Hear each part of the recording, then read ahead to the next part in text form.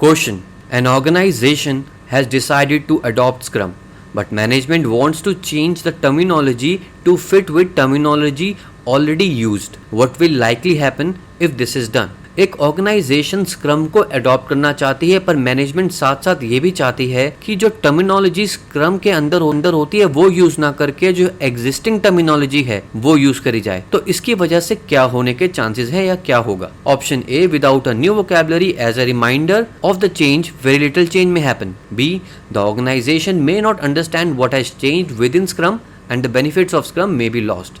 C, management may be less anxious. D, all answers apply.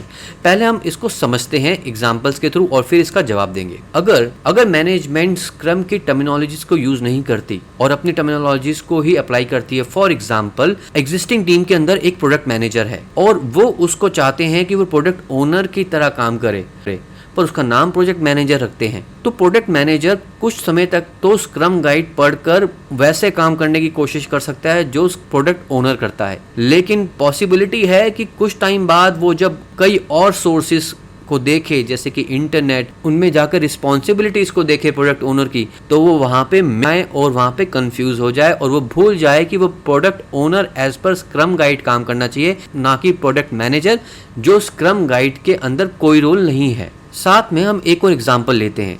मान लीजिए कि terminology same है, तो प्रोडक्ट ओनर जो स्क्रम में होना चाहिए उसका नाम प्रोडक्ट मैनेजर ही रखा हुआ है। अब मान लीजिए कोई चीफ ऑपरेटिंग ऑफिसर यानी कि CXO कंपनी में नया आता है, तो उसके लिए प्रोडक्ट मैनेजर जो उसने पास्ट में देखा है वो है, ना कि इस कंपनी में जो प्रोडक्ट मैनेजर प्रोडक्ट ओनर का काम कर रहा है वो, तो वो उसके लिए समझना बहुत मुश्किल हो जाएगा। इसीलिए प्रोडक्ट ओनर का नाम प्रोडक्ट ओनर ही होना चाहिए, प्रोडक्ट मैनेजर नहीं, एज पर स्क्रम। साथ में एक चीज और होती है कि जब भी चेंज होता है तो हम एंशियस हो जाते हैं, हमें लगता है कि अब आगे क्या होगा, हम कैसे उसे चेंज करें।